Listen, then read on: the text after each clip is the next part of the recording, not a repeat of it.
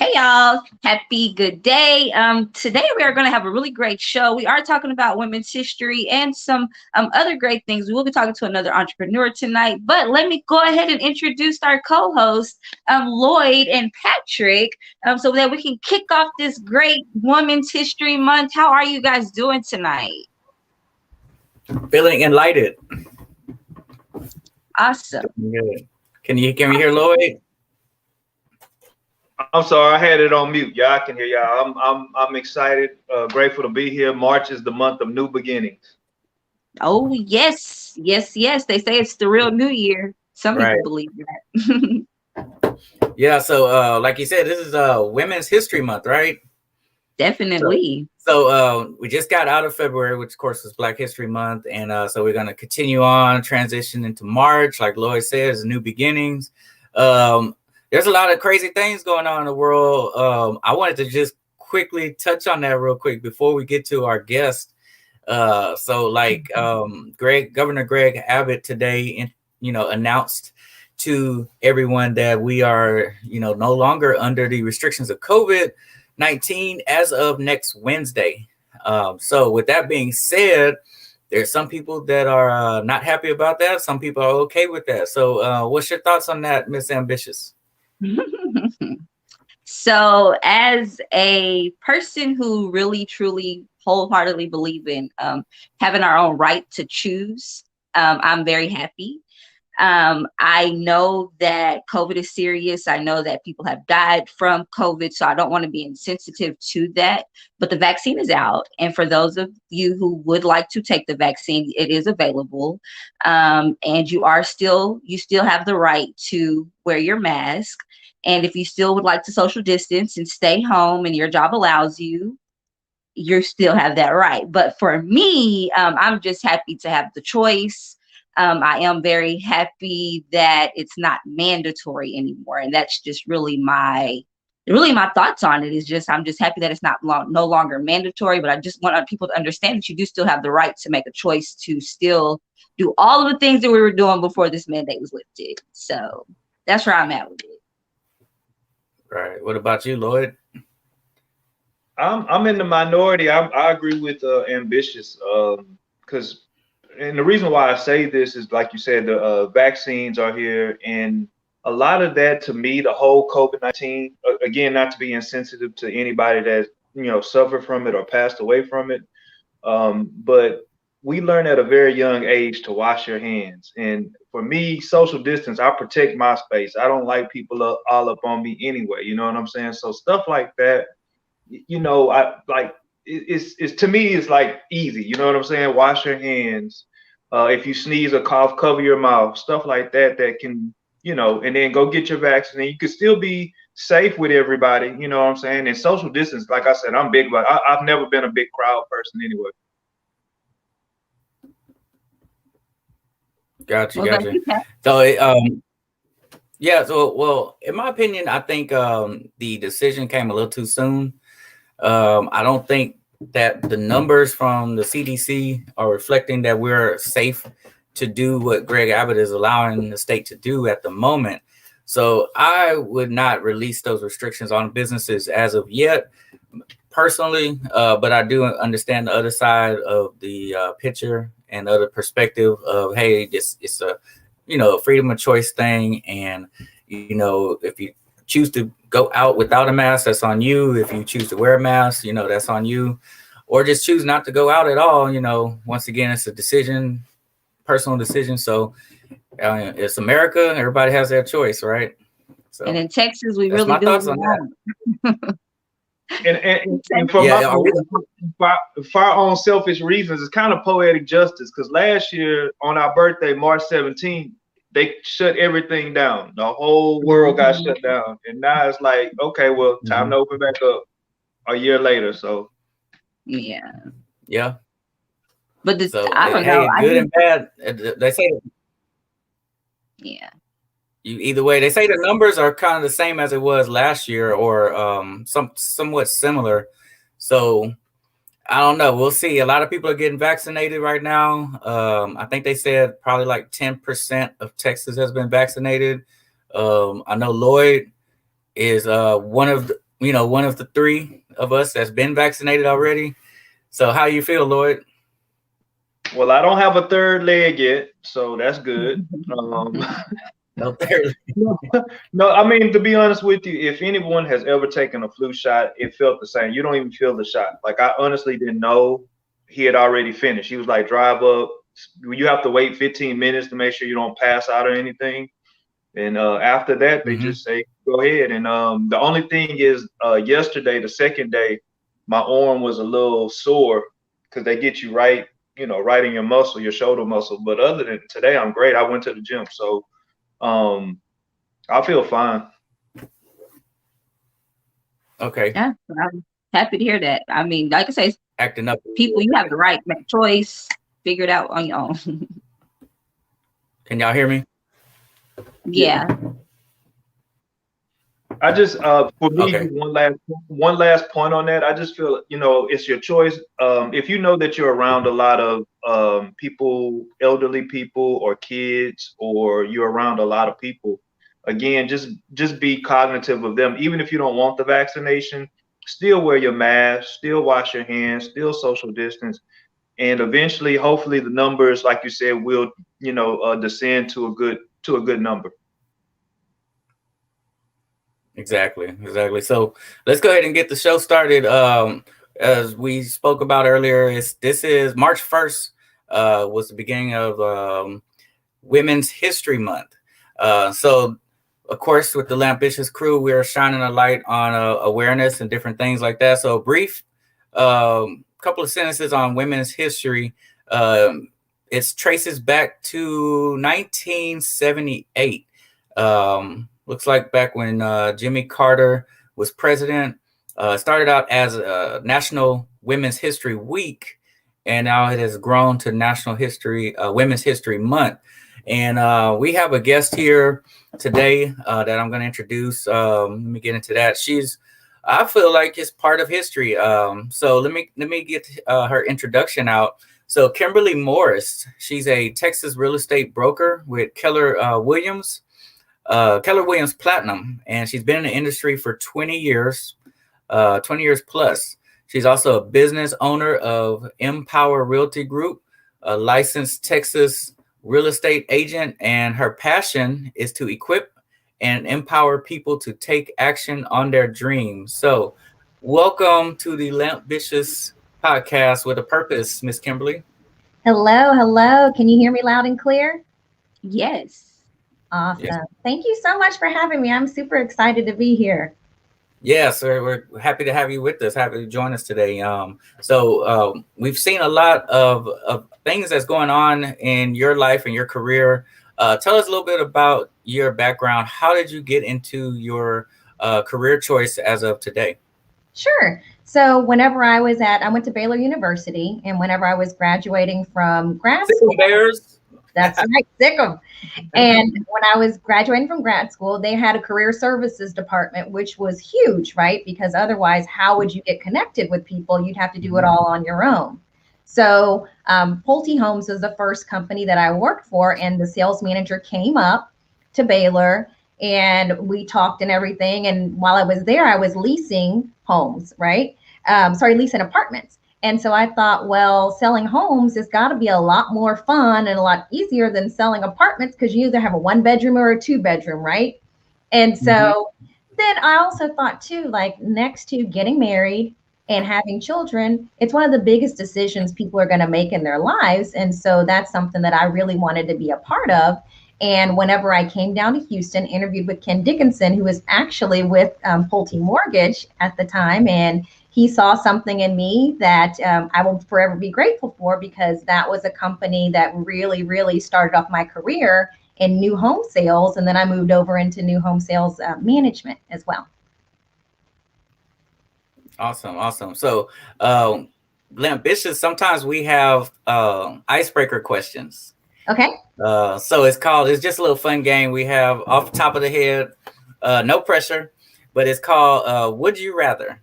All right. Okay. So the way it works, you have to pick one. Would you rather do this, or would you rather do that?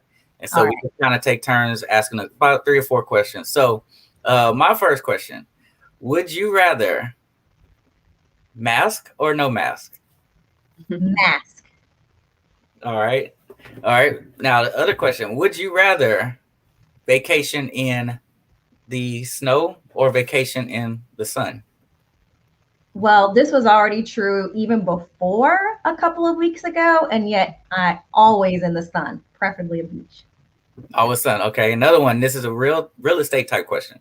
Would you rather a high rise or would you rather a house? A house.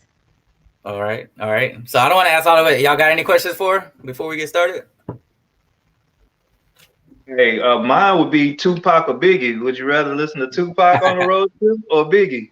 Whoa, that's going to start a fight somewhere. Uh-oh. But my brother, he's from LA, so I'm gonna go with Tupac. I love Tupac. It's a good one. Insecure or Real Housewives of Atlanta? You know, Real Housewives of Atlanta, because it's so dramatic and it just gives you that little fun release. And so Real Housewives of Atlanta. All right. Last one. Crawfish or would you rather tacos? Crawfish, of course. Where are you from? Are you from California? I'm from Houston. From Houston? Okay. Born and raised, so I call myself a unicorn because there's not very many of us that were actually born and raised here. Exactly. And yeah, most people are transplants, what we call them. They've lived here for a long time, and they've grown to love it, and yet a lot of people are from someplace else. Right. That's very true. So let me get into something that you talked about on your page. It says, did you know only 3% of Texas realtors commercial members are African American?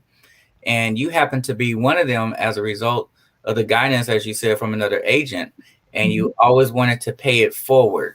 So as you already spoke to us about how you got into the profession, tell us, what does it mean being a minority, Black, female in your profession? And did you have to encounter any obstacles and how did you get over them? So for me, it's interesting because as I've always moved through life, it was, of course, realizing that I'm a minority and realizing that I'm Black and a female, right?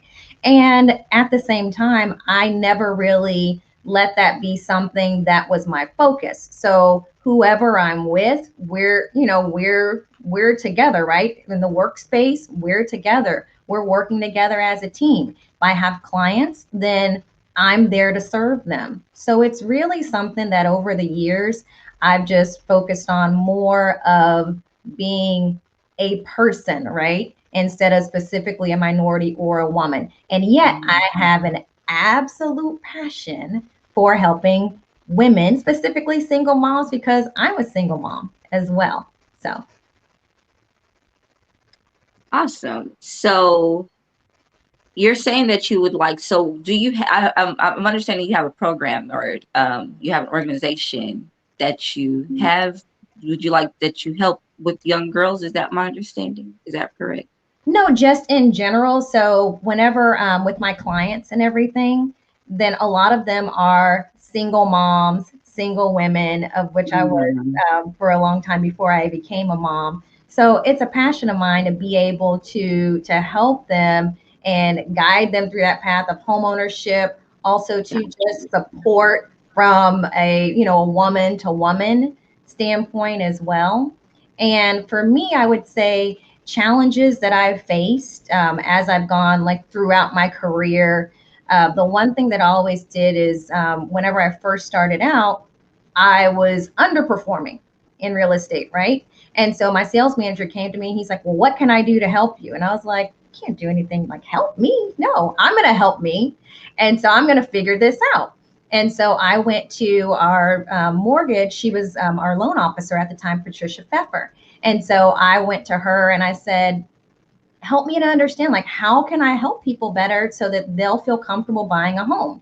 And what she said is show them that they can and show them what the numbers look like and make it real for them. And then that way you'll be able to help them. And so that's exactly what I did. I had her teach me everything about mortgages that I needed to know to be able to break the numbers down to people so they could understand them. And then later in my career, then Robin Drake, she was one of my, became my sales partner and was with the mortgage team as well. And again, I would always ask the questions, right? So you find the gap and then you find somebody, if you don't know the answer yourself, get somebody to help you fill it. And so that's really what I've done. So I guess my question would be, because it sounds like, as Patrick alluded to earlier, how you would like to pay it forward. It sounds like you have a really good niche as far as being able to any young professionals that want to come within that career path. Because it sounds like you had obstacles at first. You knew how it feels, overwhelming, and then being a single mom, being a minority, all those things have to factor into your success today. So I've listened. I was like, you have a niche to maybe do like a monthly workshop or something for young. It doesn't even have to be females, but professionals that would like to learn and everything about like financial literacy. I know it's huge for real estate. Absolutely. Financial literacy. I'm also a licensed insurance agent as well. So there's financial, yay! So there's financial planning that's involved. There's retirement planning that's involved, because especially with our culture, oftentimes that is the forgotten piece, right? So there's ways to be able to build wealth, build generational wealth, and leave a legacy. And that's one of the key parts. It's simple to do. And yet what's simple to do is sometimes easy not to do and not to focus on. So I would love to, you've actually kind of lit a fire under me, Lloyd. So I would love to be able to do something like that, to where, again, just the financial literacy for people in general. Right. That sounds great. I'm glad Lloyd mentioned that, because LAMP Services, our nonprofit, is all about collaborating and financial literacy. So something like that it's like when you look at our community, a lot of us look at our situation as we kind of have like a slow start compared to other maybe the other races or the Caucasians, white people, however you want to call it. They've been here. Their families have established businesses when our parents were slaves, right? Mm-hmm. So now all of a sudden, we're trying to catch up, and a lot of our generation, in our 30s, 40s, or whatever, it's our first time either, having a house, owning a home in the family, or maybe the second generation, something like that.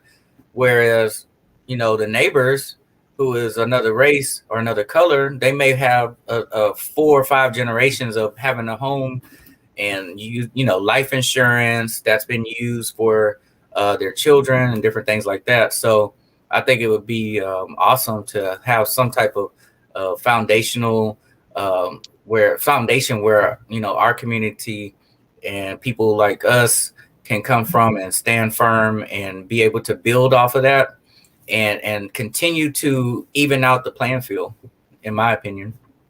Absolutely. And there's so many different ways to be able to do that. And that's part of what I do with people that I sit down with when I do a consultation with them, is we talk about the whole package, right? The whole picture of what it is that they're wanting their life to look like now and then later. And then we work backwards from there so that we can figure out, okay, hey, are they on track to be able to be where they want to be? Or again, is there a gap there? And if so, what product and program can we put in there to fill that, to help them? So that way, we're ahead of the curve instead of behind the curve, generation after generation after generation. And do you also, or do your organization or company also, they have like scholarship offers?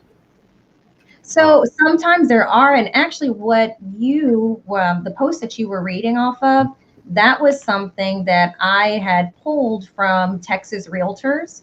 And so there's a program that they had, it just actually closed yesterday, and it was a scholarship for any people that were any Black agents that were new to real estate, that have been in real estate 5 years or less, and they were giving a scholarship to be able to achieve a certification and get reimbursed for it. And it was like $1,000 value.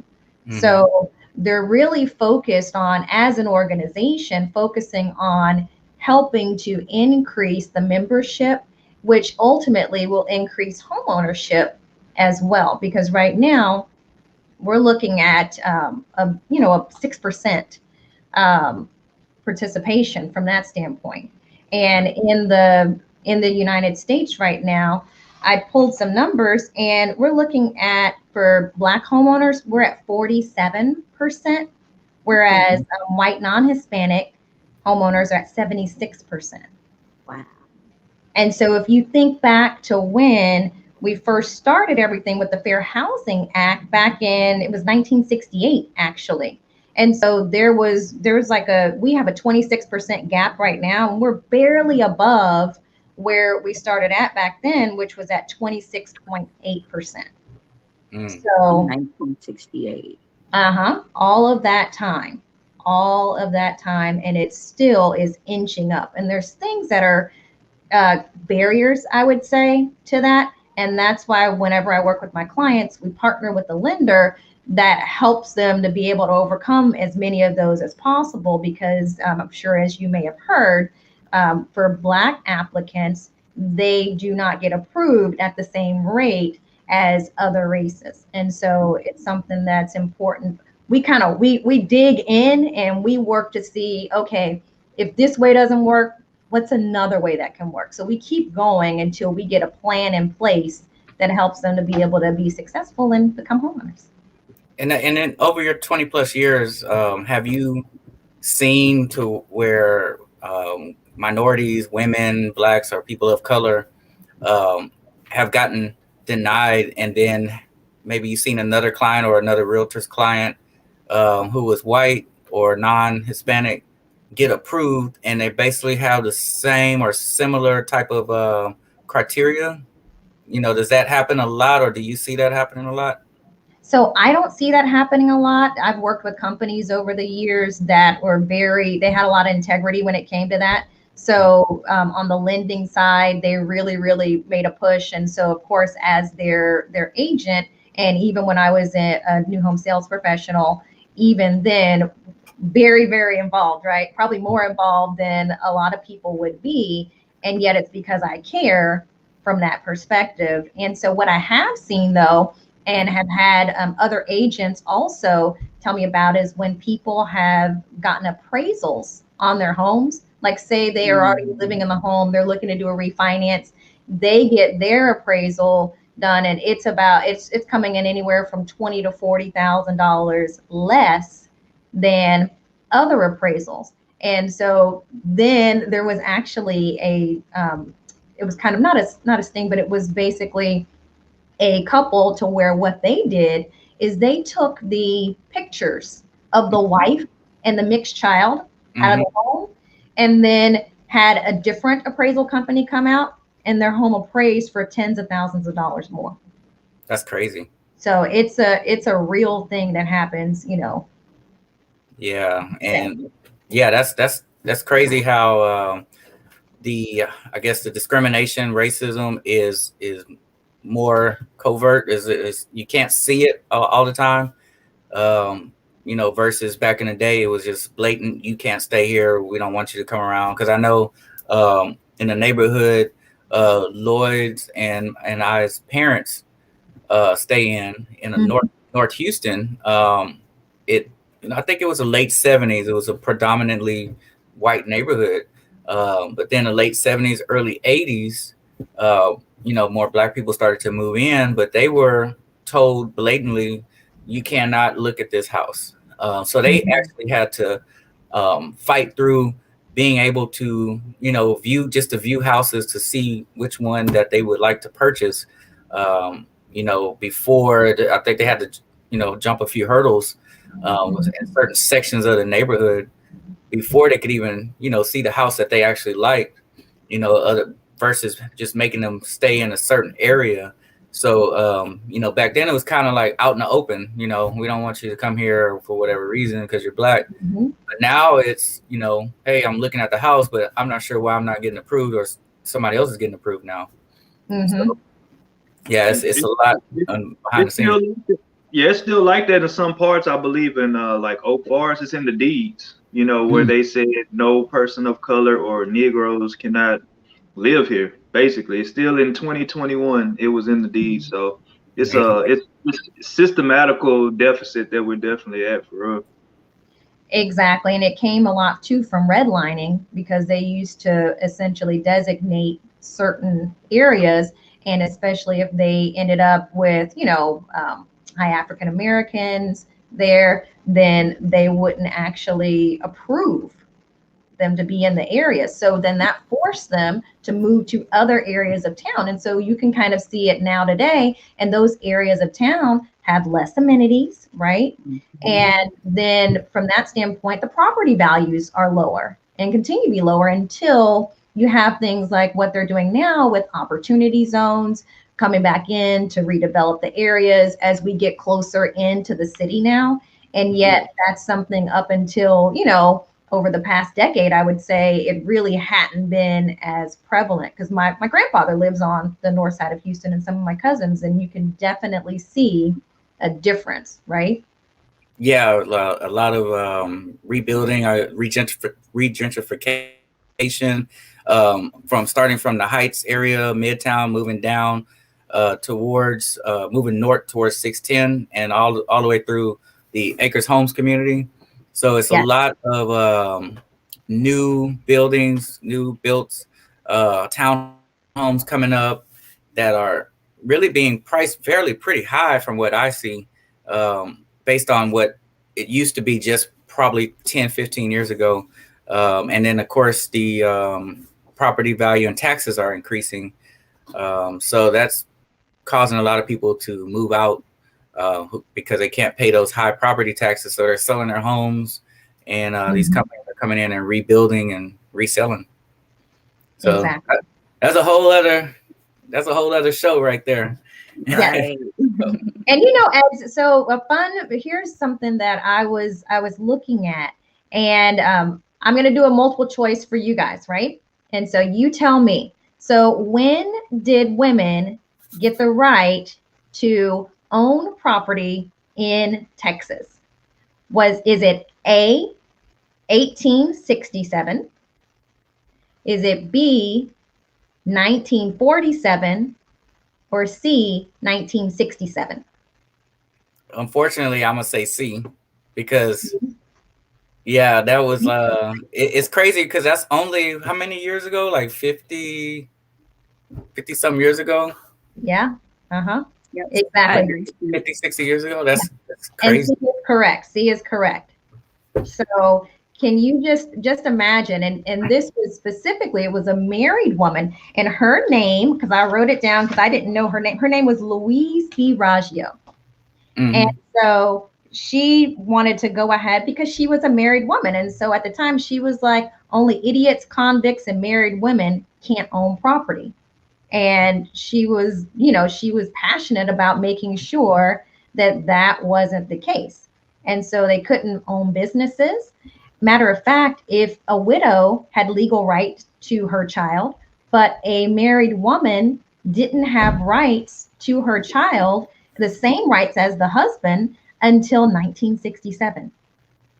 So, single moms, we can't even Do anything without a man.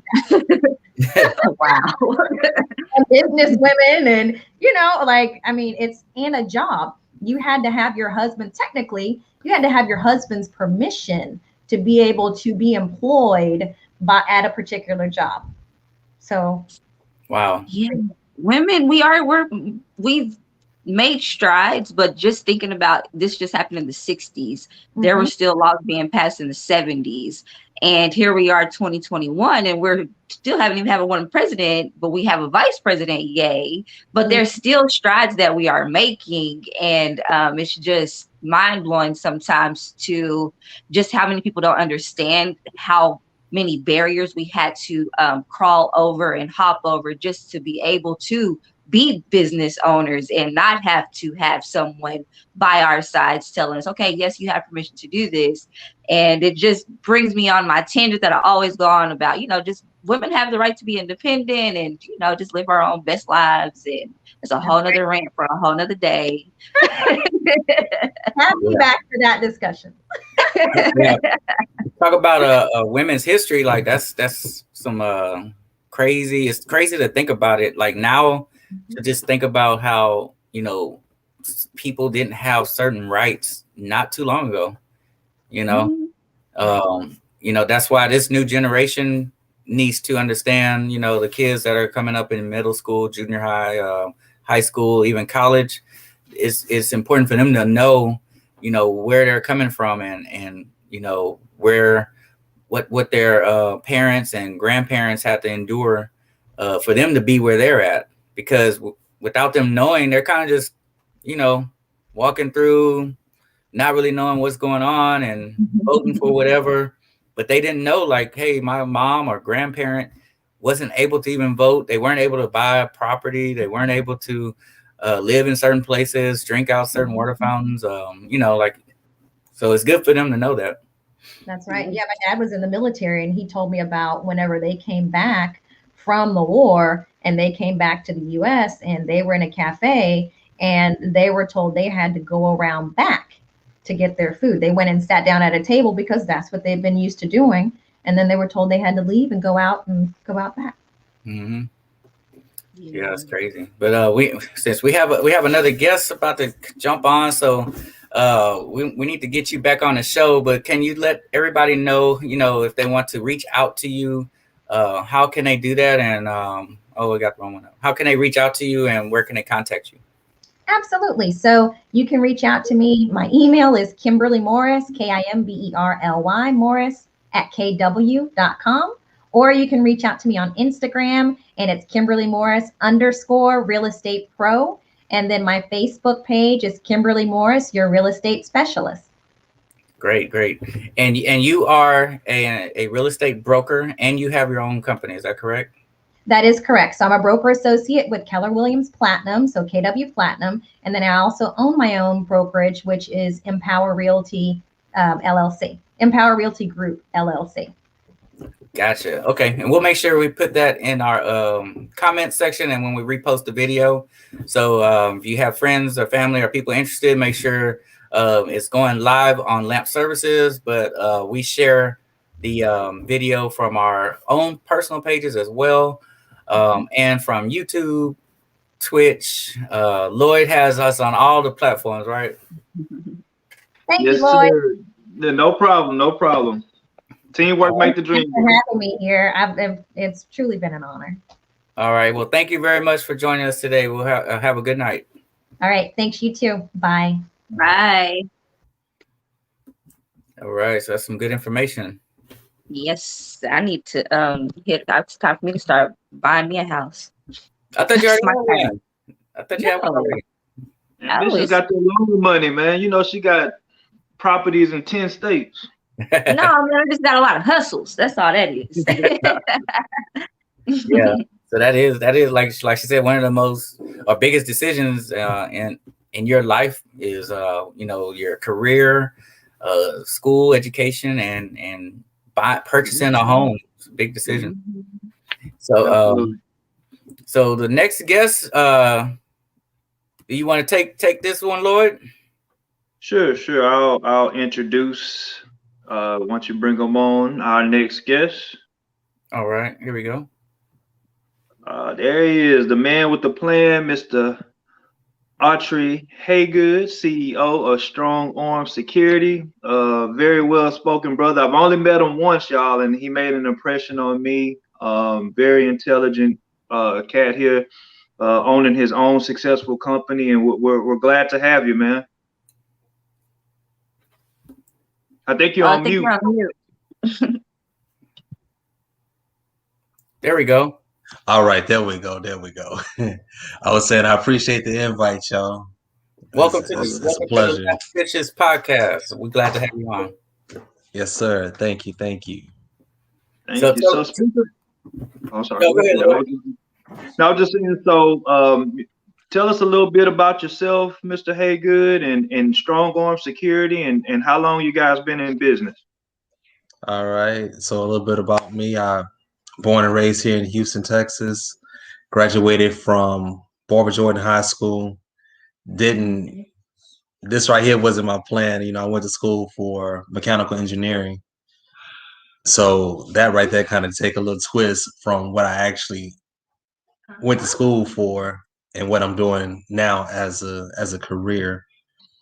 So I started Strong Arm Security in 2017. I want to say 2017.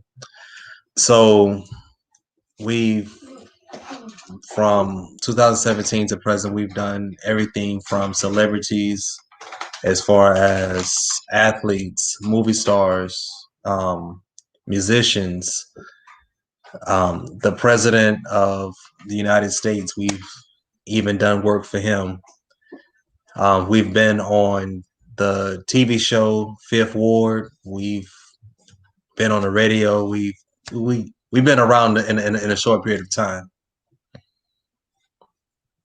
And that's huge, man. And I'm glad you said that, because I mean, seeing some of those huge clients you had, such you had my heart, man. When you Maya, when you had Maya here down there, I was like, man, you're supposed to give me that call and say, hey, man, we watching Maya. but no, man. Seriously, man, that's to start in 2017 and for this to be 4 years to get such high profile clients. That speaks about your work and what you guys are doing. And I mean, how difficult of a job is it when you get those high profile clients? I mean, because it doesn't get any bigger than the POTUS. Nah, it ain't no joke, man. Especially not us not just being here locally in the state of Texas, but we also do work and we travel nationwide. We haven't made the international part yet, but we do travel nationwide. As far as those type of clients, it's move, because you constantly on the go. You constantly have to watch your surroundings.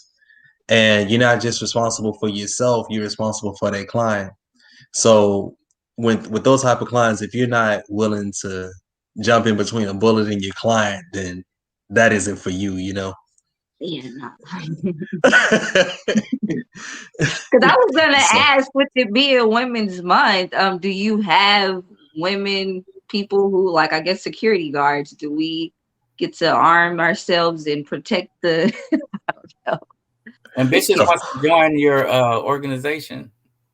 Of course, we have women officers. My wife, she helps me with the company as well.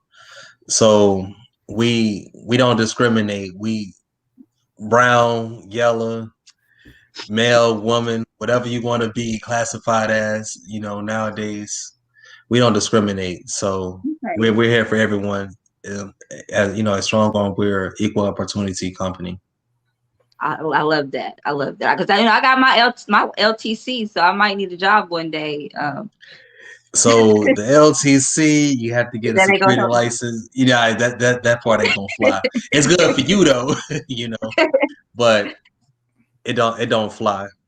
Okay. So that's one of the things too, that we also do training here on all levels. So if you want to be an unarmed guard, we do that. If you want to do armed, if you want to do personal protection, private investigations, carrier work. You mentioned you have your LTC. We also teach those courses as well. If you want to practice, like if you have it and you're rusty, you want to go down to the range, and I'll take you down there, get you proficient. So, normally new shooters, when they come in for the LTC, I can have them shooting the center, like hollow out the center of a target within a couple hours at the range. As long as you just pay attention and listen to what I, got to tell you, I have you on point. I have a quick question, because you had mentioned that I mean, because that's a big jump. You said you went to school for mechanical engineering. I talked to this brother almost an hour after another different show we were on, and very well spoken. So I could see you being, articulate in that field. But to go ahead and own your own, security company, how did that, like, where did your path change? Like, that's a big jump. Yeah, it is a big jump. I'm not saying don't go to school, but school isn't for everyone. It's not something that I wanted to continue to do. I got bored. So I took time off of school. I worked at the city of Houston for about 10 years. I worked at the city of Houston.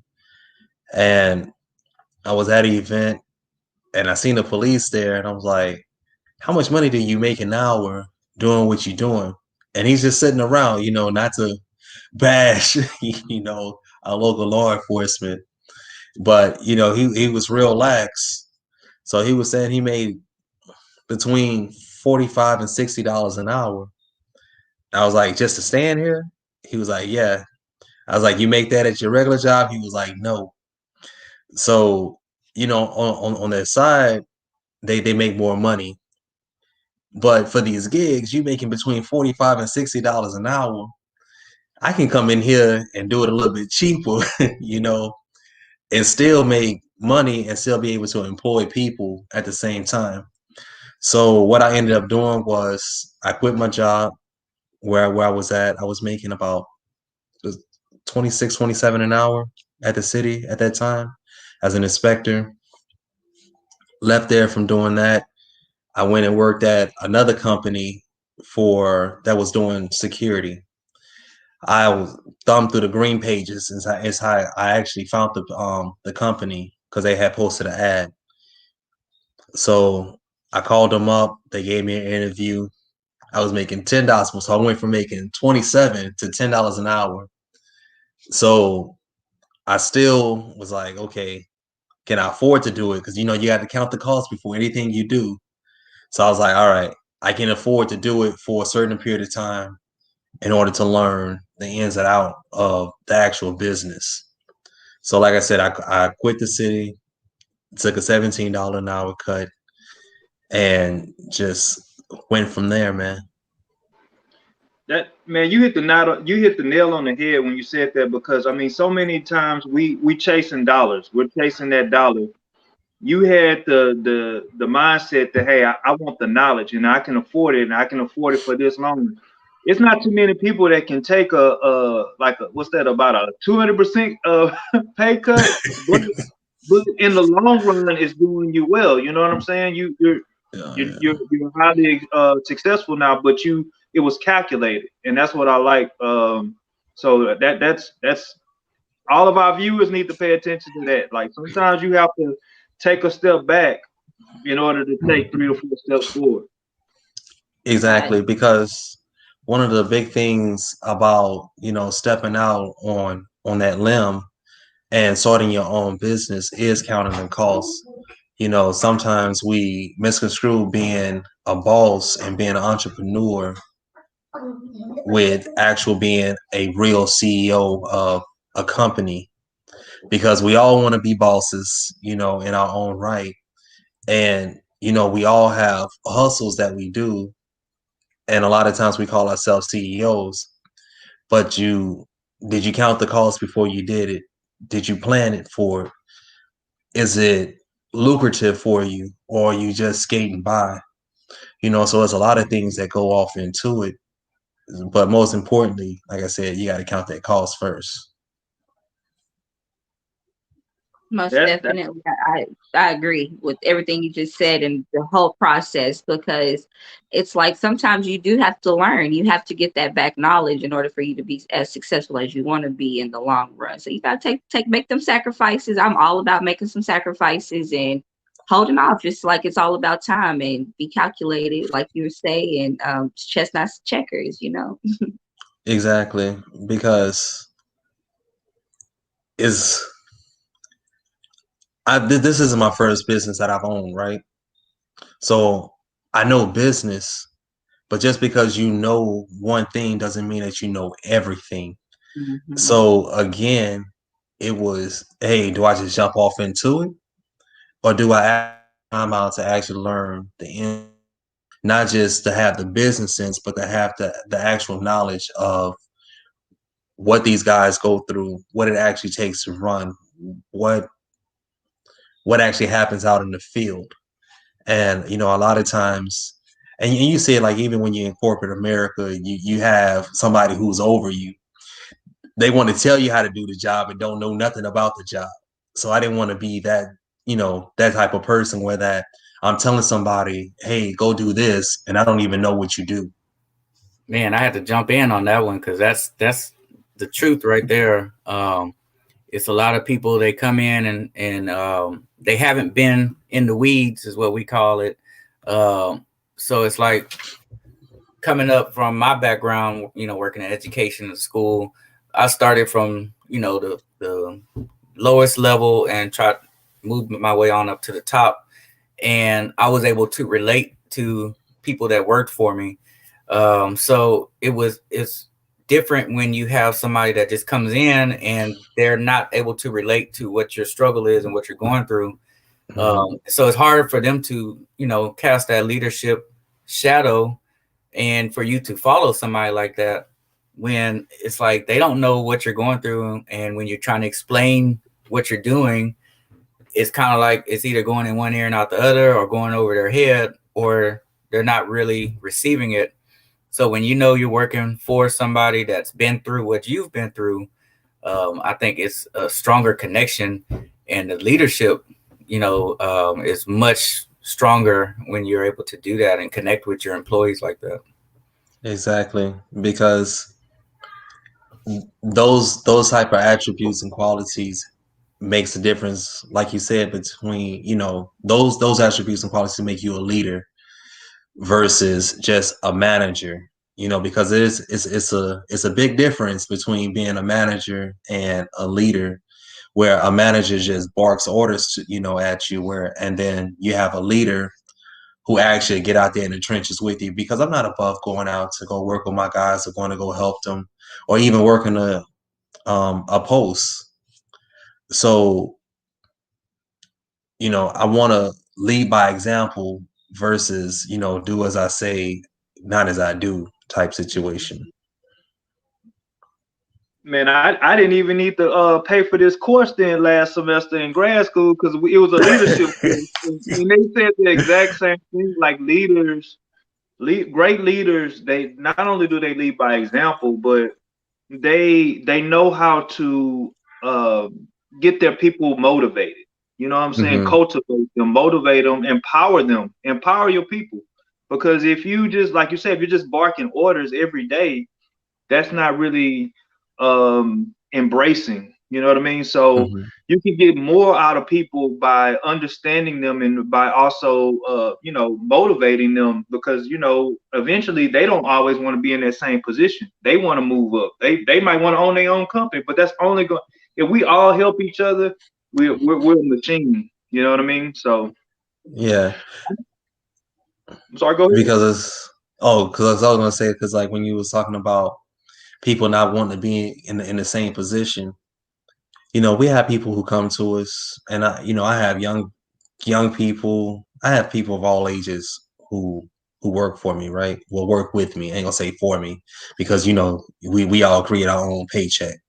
So I have people of all ages who work with me, but the younger ones, when they come in, or even before they come in, I ask them their goals. And it's kind of funny because I had one, she had came to me before she had started working. She was, you know, her dad had approached me first. It's like, hey, can you get my daughter a job? I was like, yeah, you know, have her give me a call. I'll talk to her. So she wanted to go to school. So I said, okay, I'll give you a job. I'll pay you more money than what you're making now with less hours. But the agreement is you have to go to school. And, you know, in the process, I'll let you go, you know, go to school while you're working for me, because I don't want you here working with me forever. Like, you have too much potential, right? Kind of find out she had stopped going to school for a few months. And I didn't know until I had asked her about it, like, hey, how's school going? She was like, "Oh, I haven't been in a couple months." I said, "You ain't been where?" "School." I said, "Okay, that's fine." I said, "It's either go back or I'm gonna fire you." And, and it is not that I really want to fire the girl. It's the fact that, I try to motivate the people around me to do better. It doesn't necessarily that you have to do better with me. It's just you have to do better in life. Like you have to have some type of goal, some type of ambitions. You don't want to be stagnant in the same place for the rest of your life. Not saying that you can't make a career out of this, because you can make a career, because you can make good money out of it. But when you're young, you got a whole life, ahead of you. I can teach you to be my saying I can teach you to be my competitor, because there's enough money out here to, in order to get enough. That's real talk. I know we against the time. I don't know if you guys have anything. The last question I was gonna put as far as final thoughts, because you're motivating us, and I love that. Like, where do you see your company, Strong Arm Security, in like the next 3 to 5 years? The next 3 to 5 years, I see it's at least in every state within the next 3 years, and in the next 5 years, I see us internationally. That's some awesome words you left with us and the audience. And this is about entrepreneurship advice and tips, and you've dropped a lot of jewels and a lot of things that stick. It's a lot of substance to what you're saying, because once again, you've actually been through it. So it's a lot of people that are working 9 to 5 or not working right now, and during the pandemic, it's a great time and opportunity where you may have some downtime to make a sacrifice here and there in order to take a step back, in order to take 2 steps forward. So that's a great example of what you did, and you made that sacrifice, and now you're reaping those benefits. Yeah, I appreciate it, y'all. That's like you said, like even during the pandemic, like when a lot of businesses were shutting down, even in my own industry, I would, we were blessed and fortunate enough to where that our business actually picked up. And then that's like even during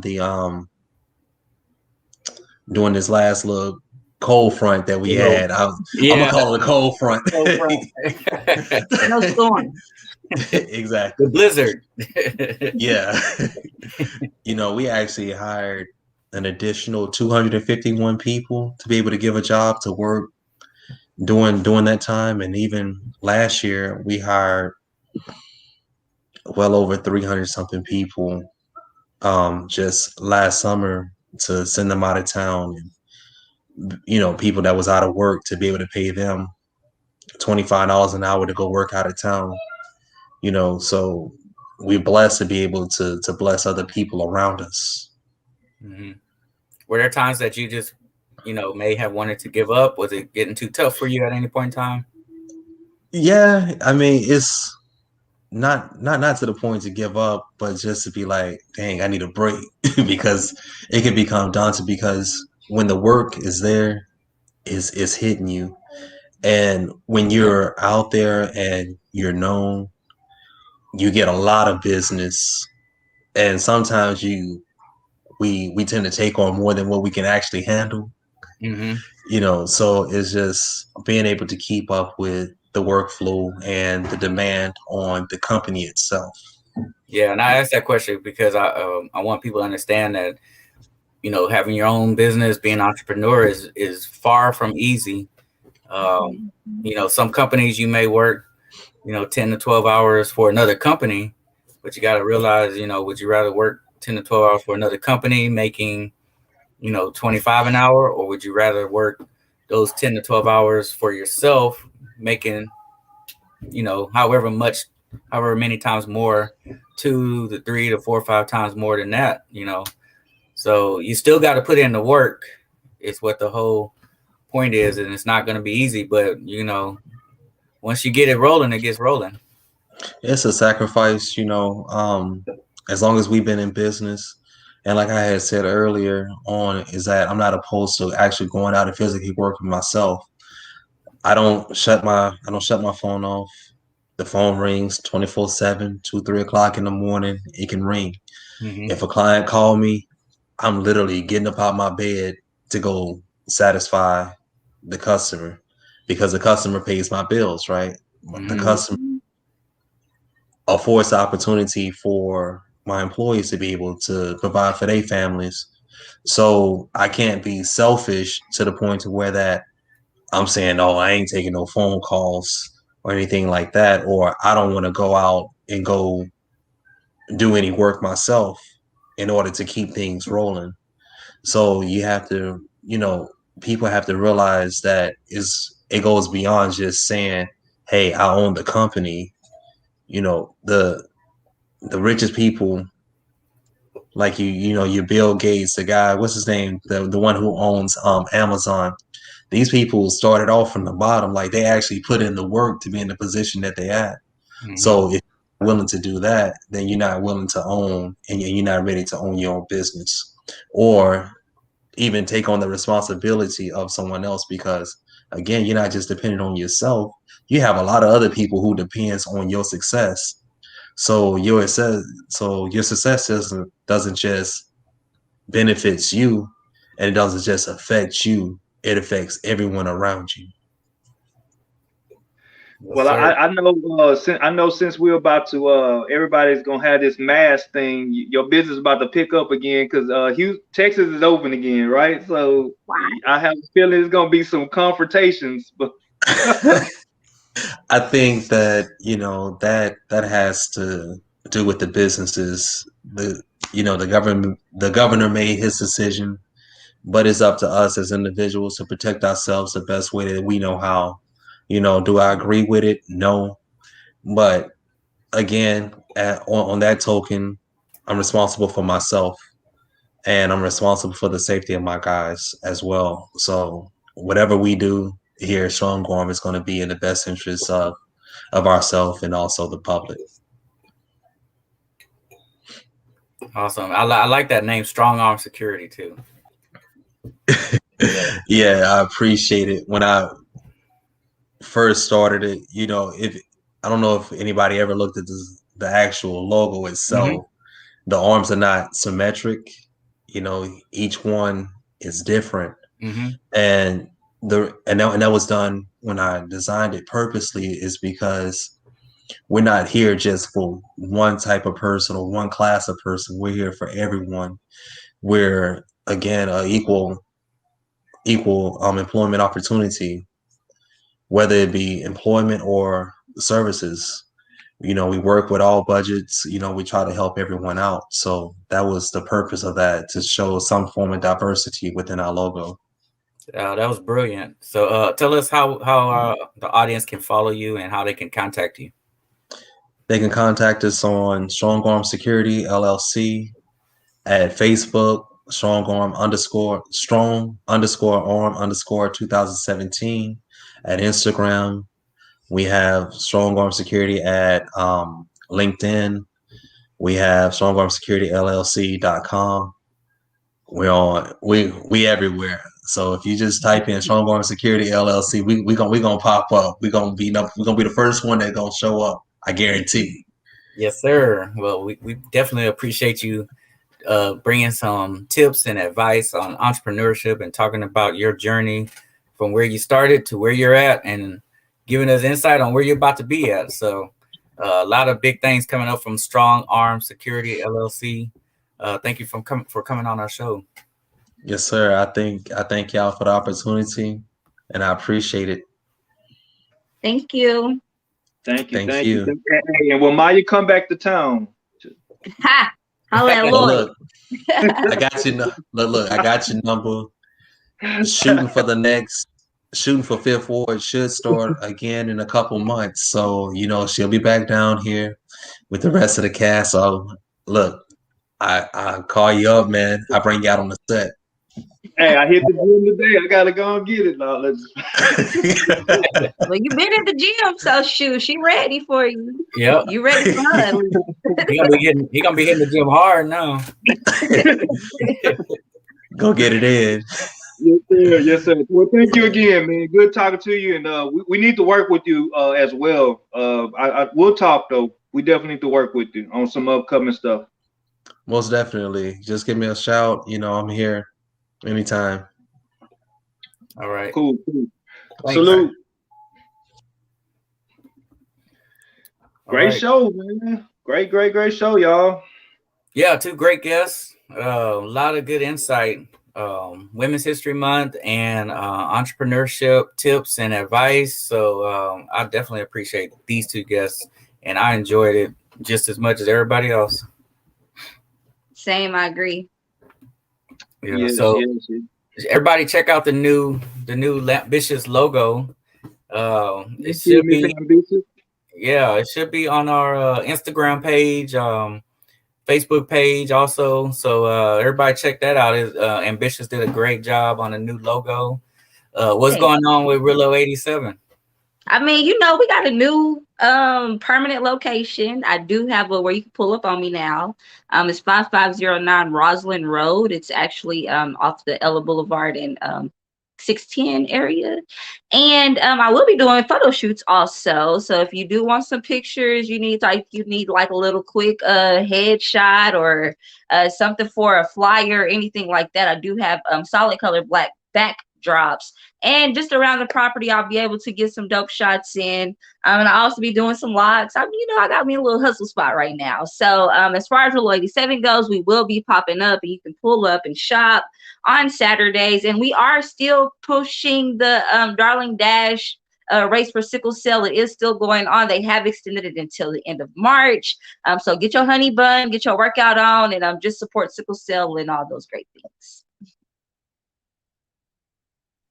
Awesome. I might have to go and get my hair done so I can get my birthday shoot in with Come through. I got you. Yes, sir. Yes. I got my light camera. We ready. So awesome. And then before we go, just a quick shout out to the audience. We have some comments from Leslie Jackson. Yes, teach the people. Then we had another comment from Joanne Moore. Thanks, Kimberly. Good stuff. There was great stuff from Kimberly. Thank you for joining us, Joanne. Carlisha Stewart. Yes, Kimberly. Hashtag boss queen. So another shout out to Kimberly. And Leslie Jackson again. Thank you, cuz. So we appreciate y'all for joining the Lampbitious podcast with a purpose. That's what we're here for. So if you're doing something in the community, make sure you reach out to us. If you're know somebody that's doing something or want to do something and put something together, charity events, anything like that, inbox us, hit up Lamp Services. So we're here for the community to enlighten, enhance, educate. So even though the order for Greg Abbott says no more masks starting Wednesday, I'm still saying mask up and be prayed up. Already, be man. Safe. Make your choice. Make the best choice for you. That's where I'm at. Social distance. That's what I'm saying. Boom. Exactly. All right. We are out. So y'all have a great night. All right.